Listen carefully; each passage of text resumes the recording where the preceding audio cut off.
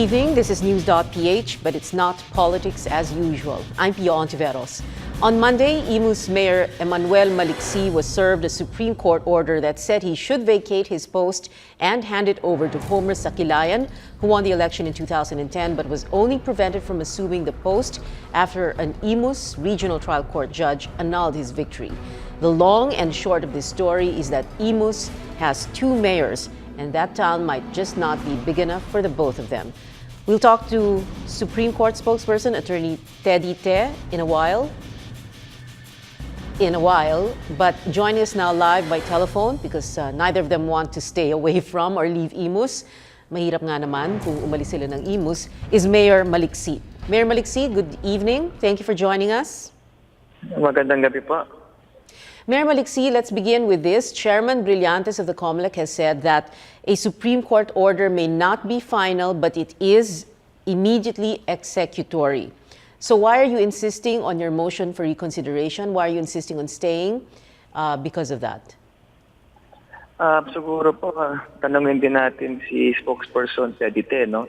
Kasi po dun sa internal rules ng Supreme Court, Section 15, Rule 15, Section 2, nakalagay po doon na any judgment, pagkatapos po noon, meron pa rin po tayong karapatan na makapag-file ng motion for reconsideration. Mm-hmm. So, yun po yung ating pinaglalaban na makapag-file pa po tayo ng motion for reconsideration at madinig po yun ng Korte Suprema. Nakuha po natin yung desisyon nung pong Friday. Nakalagay nga po doon immediately executory, pero hindi po nakalagay doon with finality. Kaya nga po, nag-file po tayo ng motion for reconsideration nung pong Lunes ng umaga. At nakalagay po rin sa Rule 15 Section 2 na yon ng Supreme Court na pag nakapag-file po ng motion for reconsideration, nakastay po ang execution noong desisyon. Kaya po, yun po yung ating pinaglalaban, ano? Ating pong karapatan na matapos po yung proseso, madinig ng Supreme Court yung ating motion for reconsideration. At kung talaga pong i-deny po ng Supreme Court po yun, tayo po ay willing pong bumaba. Pero for the meantime, habang dinidinig po yun, tayo pa rin po, no, ang legal na mayor dito po sa lungsod ng Imus. Tayo po ang kinikilala ng mga pulis natin dito. At tayo pa rin po ang kinikilala ng DILG. Kaya ako po ay nabibigla kung bakit yung ating pong kalaban para po nagmamadali. Sasabihin niya na pinapaupo na raw siya. Pero hindi pa ho tapos po yung proseso. So dapat talaga sumunod po tayo sa rule of law. Dapat po talaga sundan po natin kung ano po ang sinasabi po talaga ng batas. Malinaw naman po yun. At dyan si spokesperson Teddy Te, pwede niyo pong tanungin kung ano po yung sinasabi ko. Yes. All right, Mayor, can you stay on the line for just a moment? Attorney Teddy Te, spokesperson of the Supreme Court, is on the other line. Let's clarify that with him right now. Attorney Te, good evening. Yes, hi, good evening. Yes. So, Attorney Te, this issue, this writ of execution issued by the Supreme Court for Manny Maliksi to step down as Imus Cavite mayor, is that executory already, or is that going to be held because he filed an MR? No, the writ of execution was issued by the COMELEC, I think. The Supreme Court issued a decision which it made immediately executory, considering that there were 5 months left in the term of Mr. Sakilayan. So, as far as that is concerned, that decision has not been changed yet, because the decision of the court, the court has not rendered a decision on the motion for reconsideration, as far as I know, and therefore, based on what the court has already said, that decision is still the decision as of now. Okay, when you say that that decision is the decision as of now, does that mean that Manny Maliksi must step down as Imus mayor? Well, the decision does say it is immediately executory. Okay, so immediate executory, dapat bumaba na muna siya sa pwesto. At pag may pa siya na ang Korte Suprema doon sa MR, that is the time na pwede nyong, kung kailangan ibalik siya, then that is the time na makakabalik siya. Ganun Well, po ba? well, yeah. At the moment, I won't be able to answer that because that's speculative. But I will address myself to what the decision does say as of the moment, and that is that it is immediately executory. All right. Okay. So let's just go back to Mayor Maliksi for a while. Mayor Maliksi, did you hear that? Attorney Teddy is saying it is immediately executory. Oo nga po. Sabi nga, nakalagay naman po doon na immediately executory. Pero hindi pa nga po final and executory. At ano pa ho ang silbi ng ihahain ko na motion for reconsideration kung ako po ay bababa na? Diba? Siguro naman po, kahit hindi po abogado ang isang tao, bakit pa ho ako magpa-file ng motion for reconsideration kung parang bababa na ako at tinatanggap ko yung pong naging desisyon. Kaya nga po tayo nagpa-file ng motion for reconsideration kasi gusto pa ho natin ipaglaban po yung ating karapatan at tanong, kasi meron pa nga ho tayong katanungan, at marinig yung ating pong hiyain na motion for reconsideration. So Mayor Maliksi, what you're saying is that you will not step down. You will not follow that order. We will follow the order of the Supreme Court pagkatapos po madrinig yung ating pong karapatan, makapag-file po ng motion for reconsideration. Ang gusto lang naman po natin i-resolve ng Supreme Court yung ating final na motion for reconsideration. Kasi ito po yung ating karapatan. Oh, but Attorney Tena nga is saying that this is immediate and executory. Oo nga po, immediately executory po yung sinabi ng Supreme Court pero hindi pa ho final. At ang ating pong legal remedy pa nga po doon ay mag-file nga po ng motion for reconsideration. So pagkatapos turn down po yung motion for reconsideration, final and executory na po yun. Sige, let's check back with po si spokesperson Teddy tungkol po doon. Yeah, let's check back with Attorney Te. Attorney Te, can you respond to that? I'm sorry, immediate executory. I'm sorry, I couldn't hear, Pia. Well, couldn't hear what was being said. Mayor Maliksi is saying, oo nga, executory immediately, pero hindi pa naman daw final. So aantayin daw niya ang decision ng Supreme Court doon sa kanyang MR. Okay, ganito nga po, no? The decision says it is immediately executory. That already tells you that that is a final decision because the court is already making executory. Okay, so until such time that the court changes its mind, then that is the decision. So I think the decision is pretty clear. It doesn't need much interpretation. The court used the phrase immediately executory for a reason, and the reason was given in the decision itself. There are 5 months left. And so, obviously, the court wanted something done. And that's why it put the phrase immediately executory. That phrase has a meaning, and lawyers know that that phrase has a meaning. Mayor Maliksi, are you still there? Mayor Maliksi? Yes. Well, did you hear that? Loud and clear? Hindi po, hindi natin Hindi nyo narinig. Well, Attorney Teddy is saying that there is no further interpretation. It is immediate and executory. That the court wanted its order followed. Yung order nga po ng Supreme Court ay nakalagay po sa dispositive part nila, immediately executory. Kaya nga po tayo nagpa-file ng motion for reconsideration. Ibig sabihin ng motion for reconsideration, baka po pwede magbago pa ang isipan ng Korte Suprema.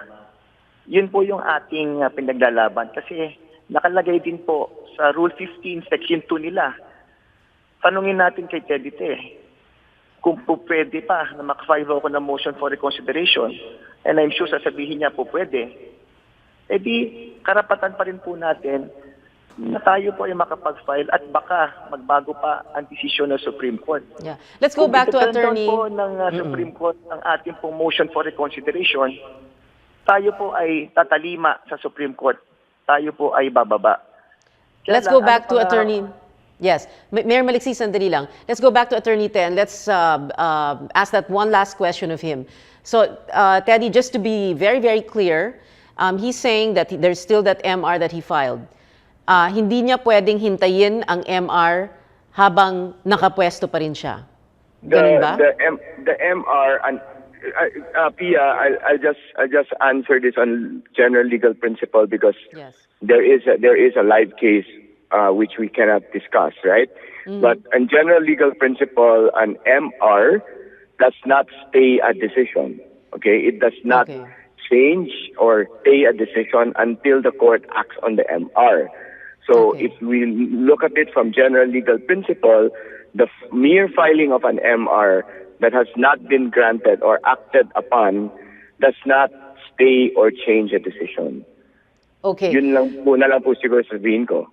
Okay. Kulang ang oras natin. But let's go back. Attorney Te, thank you for being with us. We'll talk to you in a bit about the RH law, status quo anti-order. But All right, Mayor thank you. Maliksi, did you hear that? He was saying that an MR, filing for an MR does not stay the decision or change the decision. Siguro po kailangan basahin mismo yung Rule 15 Section 2 ng mismo na Supreme Court.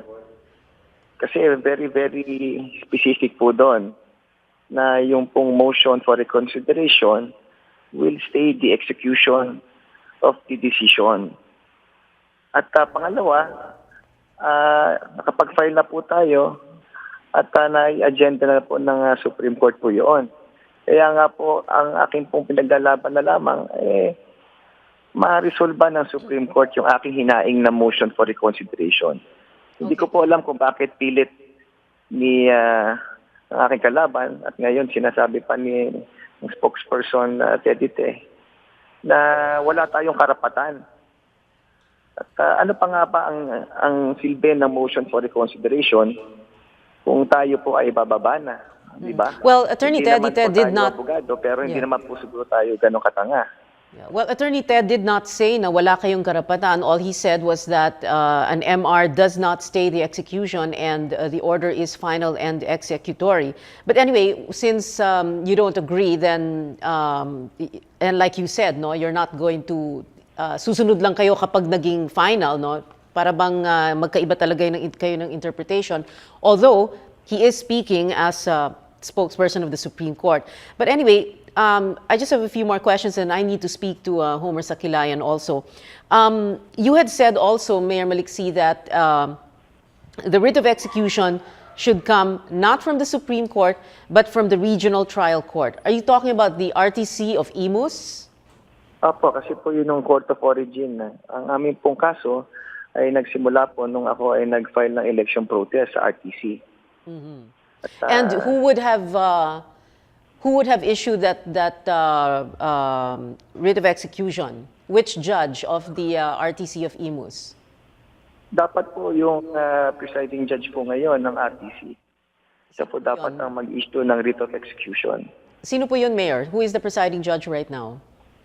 Alam ko po bago po yung judge po ngayon doon. Okay. So it's not Judge Cesar Mangrobang who annulled Sakilayan's victory in 2010? Hindi po. Hindi na po. Hindi na po. Okay. Mayor Maliksi, Ayong Maliksi is your father, right? Opo. What is his advice to you? Katulad po ng ina-advise niya sa lahat po ng mga karaniwan at mamamayan na may karapatan sa ilalim po ng konstitusyon. Dapat talaga na ipaglaban po natin yung pong karapatan po na ito na binigay po sa atin. Kasi kung hindi po natin susundin ng batas, rule of law, ano po ang mangyayari po sa atin? Wala po mangyayari sa ating bansa na ito. Okay, so he told you in so many words to stay put. That is his advice to you. Is that correct? Opo. Okay. And did he consult his fellow Liberal Party leaders about your case? Opo. Sila po ay nagkonsulta sa mga abogado rin, at yung ating po mga kasama sa partido ay full support naman po sa ating pinaglalaban po na ito. Okay, so the Liberal Party is supportive of you? Opo, yung dito po sa Cavite. Earlier you said kinikilala ng DILG ang pagiging mayor pa rin ninyo, no? But the DILG, the local DILG, the Provincial Local Government Operations Officer, was also ordered by the Supreme Court to implement this order. Are you saying that they told you that they will not implement this order? Nag-usap-usap po, no? In fact, nung Lunes, naandun po yung DILG ng probinsya. At sabi nga po nila, wala pa talaga pong guidelines na nanggagaling po sa amin, ano? Kaya hindi po nila pwedeng kilalanin yung pong papel na ipinapakita po ng kabilang grupo. Kaya okay. nga po, nabigla po kami na wala po pagkilala pa. Bigla na lamang po silang sumugod at kapilit na pinabababa po tayo. So Kaya hindi nga, nila napakasimple kinikilala naman. yung Supreme Court order? The Kasi DILG... nga po, kasi nga po, meron pa ho tayong hinihaing na motion for reconsideration. Okay. So, You are aware of the case of Gwen Garcia of Cebu, Governor of Cebu, and what happened there? Oo. Parang dito medyo... po, baliktad naman po yung sitwasyon natin kasi dito po sa amin, tayo po ang kinikilala pa rin ng DILG at sumusunod pa rin po sa atin ng kapulisan. Si Governor Garcia, kalaban po niya yung mga kapulisan natin, hindi na po siya kinikilala ng DILG. Yeah, okay. Yun po ang pagkakaiba. Yeah, I wish we had more time, Mayor. Siguro next time, when you're more comfortable, you can come over here. Thank you very much for joining us. Salamat po, Mayor Salamat Maliksi. po. Let's talk now to Homer Sakilayan. He's on the phone right now from Imus. Mr. Sakilayan, good evening. Good evening po, Ms. Hontiveros. Sir, did you hear the exchange between Mayor Maliksi and the spokesperson of the Supreme Court, Attorney Teddy Te? Narinig po ninyo? Opo. Oho. Kasi ang sinasabi po ni Attorney Te is that it is final and executory and that an MR, a motion for recon, does not stay or change the decision. Opo. At naintindihan ko po yun, kahit hindi ako abogado. Hindi ko lang ho maintindihan bakit paikot-ikot yung sinasabi ni Mr. Maliksi. Paikot-ikot. Ganyan, araw-araw ganyan yung sinasabi. Gusto ko lang bigyan din. Nung ako po'y pababae ng lower court. Lower court. Ito yung May RTC. 2010. Ako'y pinababa by virtue of the decision na kung saan ako raw po'y talo at nanalo siya. Sinunod ko po yung utos ng lower court na bumaba ako last December 28, 2011. Despite the fact na meron din po kaming motion for reconsideration sa COMELEC. Ako Okay. po'y bumaba exactly 1 year, 2 months, and 23 days from now. Okay. Did you hear Mayor Maliksi, he said that kinikilala daw siya ng DILG? Opo. Ito po'y electoral protest na wala pong kinalaman ang DILG. Kumbagamat ang Commission on Election during the serving of the writ of execution ay nag-request sa Provincial Election Supervisor and the Provincial Local Government Officer to assist the Yes. bailiff of the COMELEC to serve the writ of execution to Mr. Manny Maliksi. With or without the assistance of DILG, nandoon naman po yung Provincial Election Supervisor, nandoon po yung bailiff ng COMELEC at sinerve yung writ of execution. Pero to wala Mr. pa rin Manny. hong nangyari. That's it. Oo Pero nga wala po. pa rin hong Kasi- nangyari, sir. kasi nga po nagmamatigas sila. Nagmamatigas sila na ayaw bumaba. Ang pinagtataka ko lamang po, nag-serve kami ng writ of execution. The City Hall premises were barricaded by police in full battle gear with shields and truncheons with their supporters. At all roads leading to the City Hall are all barricaded. Ano ho ba yung serve namin? Is one legal document coming from the Commission on Election with mandate from the Supreme Court. Parang ayaw nilang papasukin yung bailiff at yung gobernador ng lalawigan ng Cavite in one government building at that. Yes. Sir, one last question po before we go. Ang sabi po ni Mayor Maliksi, the Liberal Party backs him up in this case. Who is backing you up, sir? Ang nagbabak po sa akin ay yung desisyon ng COMELEC at ng Supreme Court ay balik ako. Yun po ang aking pinanghahawakan. At yung ang bumabak sa akin, ang nasa likod ko ay mga taong bumoto sa akin ng higit na sa boto niya. All right. Anyway, thank you very much, Mr. Homer Sakilayan. We hope that issue is resolved soon because that town just isn't big enough for two mayors. We're going to take a short break. When we come back, we'll talk about the status quo anti-order on the reproductive health law and the purple vote. Stay with us. This is News.PH.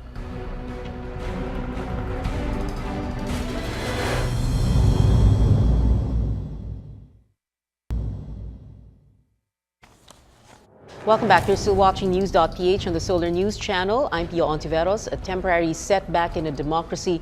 That's how yesterday's 120-day status quo anti-order from the Supreme Court on the reproductive health law's implementation is seen by some. And there's a so-called purple vote. Let's talk to Congressman Antonio Tino and RH Bill advocate and chairperson of the Democratic Socialist Women of the Philippines, Beth Angshoko.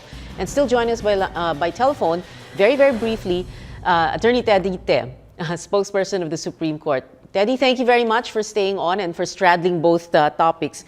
Very briefly lang, remember last night we were talking about this and you said that you would be able to discuss more when the dissenting opinions come out. So Justice Marvic Leonen has already issued his dissenting opinion. Can you tell us more about this decision of the Supreme Court to issue that status quo anti-order? Well, again, Pia, it's not a decision, okay? It's an order. Order. And the order basically says for the parties to observe the status quo. The one thing that's unusual about this order is that there is a dissent that written by a justice and joined in by 4 others. So that's the only thing unusual about this. But the status quo order is an order issued in regular course by the court. No? There have been many status quo orders in previous cases. So I must stress it's not a decision. There has been nothing decided about this case. The only thing that the court has done is to say everyone observe the status quo for 120 days. But again, the only thing unusual is that there is a dissent, and that's not usual for a status quo order. Okay. And Justice Leonen had written that dissenting opinion. The other 4 justices who also dissented did not sign the opinion, or they also have their own dissenting opinion? They, as indicated in the resolution, they joined the order, meaning they agree with the dissent, but they did not choose to file separate dissenting opinions. Okay. Well, Attorney Te, thank you very much for joining us tonight. We'll see you again soon. Yes. So Congressman Tino is here and Beth Angshoko. Is this really so bad, this status quo anti-order? Parang medyo masama yung reaction nung una, di ba? Well, yesterday we were very disappointed because, of course, what we were looking forward to was the implementation of the law, which was supposed to happen beginning of April. The IRR has just been signed, and we were so looking forward to step 1, which is the implementation. But then we recognized that this is a process by the Supreme Court. My only disappointment comes from the fact that they could have processed the petitions without really ordering a status quo anti-order. So pwedeng tuloy-tuloy lang, hayaan yung may IRR at ginagawa na ang RH law. Yeah. Saka tayo mag-oral arguments, parang gano'n. Start it and then call for the oral arguments and then make a decision. If I may add, Justice Leonen put it well in his dissenting opinion that the status quo may not be benign. No, the status quo that the court is ordering us to all go back to is in fact not benign. Not benign meaning the advocates not harmless? Not harmless. As advocates have pointed out, lives are at stake here. Each day that the RH law is not implemented means Filipina women dying of complications from pregnancy, more unwanted pregnancies because Filipinas, especially poor Filipino women, cannot exercise their right to choose. Well, in actual terms, it's the maternal mortality has actually increased. From 11, it's now estimated to be 15 per day. 11, when was the 11? That was our estimates like 2 years ago. 2 years ago. But the Family Health Survey actually said that it increased. Therefore, it's not it's not a good situation to go back to. Secondly, we are Or to stay in. or to stay in.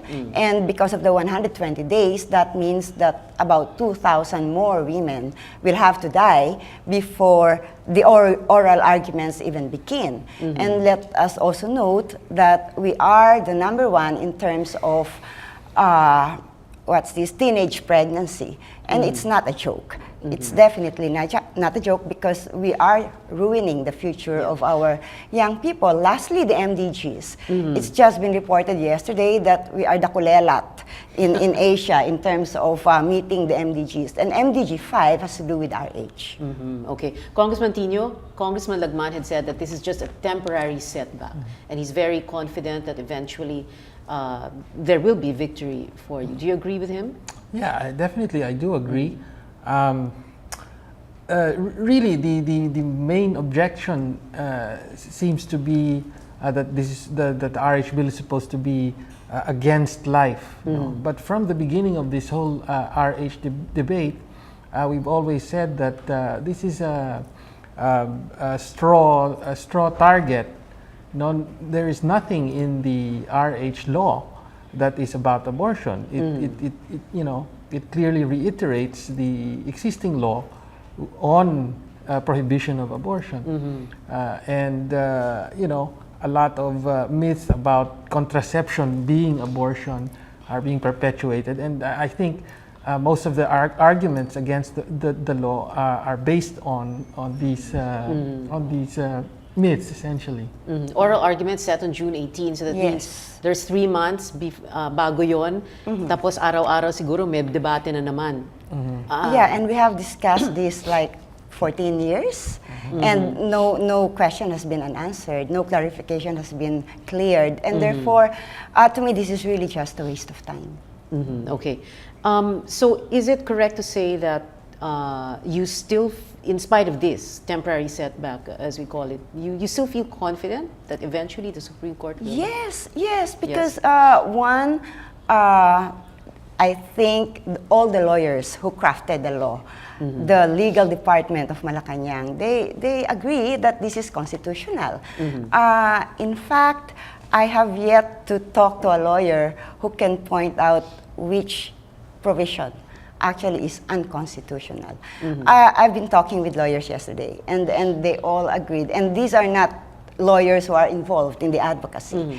Actually, they were telling me that they're very interested to see the reason of the justices for issuing the status quo ante order. Well, it was interesting. Yeah, go ahead, Congressman Tino. Well, I think one lesson we can learn from this status quo ante is that the debates on RH will never be over. Yeah. The war will never be over. What do you mean? Even Even if you after pass the law, when the Supreme Court even if issues a decision, hindi pa rin say the matapos. constitutionality is upheld, it's been the experience in other countries, for instance, that even if there have already been long established laws on reproductive health, there is always a lobby, that will try to push back. For instance, in the U.S., you see how the conservatives are trying to roll back on Planned Parenthood, on funding, and so on and so forth. So I think this is, a preview of what we should expect. Wow, Is okay. that these debates will continue. Endless. Yeah, Endless. and Par the for the threats are course. there. Threats are there, several threats. One is the Supreme Court, the petitions in the Supreme Court. Of course, the other thing is that it's coming, the coming elections. We have to maintain the pro-RH majority in both houses of Congress. We even need LGUs who are pro-RH because as early as now, we have been hearing candidates who are saying that their agenda is actually to repeal or amend the RH law. Okay. It's no secret that the 15th Congress, Congressman Tino, actually left hanging several anti-RH bills. And therefore, it's not going to be impossible that anti-RH would refile these bills. And at the same time, we need LGUs who would implement the law. And that's why our call is really to make reproductive health the primary consideration in choosing for candidates. And that is why there is this so-called purple vote. Yes, that's true. Very briefly, it is? It is a vote for women's lives, one. It is a vote for the future of our young people. And it is a vote for pro-RH candidates. What we're going to do is really to expose the position of candidates in terms of the RH issue and engage people and convince people to vote for RH candidates. That means that if you are anti-RH, you're automatically out of it. If you are a candidate who is sitting on the fence, we're not going to vote for you. We need pro-RH in government. So you're just going to be voting for them, you won't be campaigning for or against them? There will be those who will be campaigning for pro-RH candidates. Do you have a list already? Not yet. Not yet. Not yet. Okay, final words very briefly. Congressman Tino, you first. Well, I hope that, well, there's 120 days, you know. I hope that eventually this will be resolved and for the sake of Filipino mothers, women, women's rights, we need to implement this law as soon as possible. Pwede pa ba sila mag-file ulit? Halimbawa, nag-succeed kayo? I'm sure you know that the anti-RH, anti-women agenda is still there, so it won't go away. So as I said, you know, more to come in the future. So we should be prepared. Yeah. Beth? Well, for one, we look at the Supreme Court order as a temporary setback, but we want people to speak up and tell the Supreme Court what they feel about this. That's one. Secondly, we need pro-RH government officials at all levels to actually protect the law and to really give a better future a chance. Okay. Thank you very much, Congressman Tino and Beth Angsioco. Maraming salamat. Thank you for being here. Thank you. And thank you for being with us. I'm Pia Hontiveros. This is News.PH. See you again next Wednesday. Good night.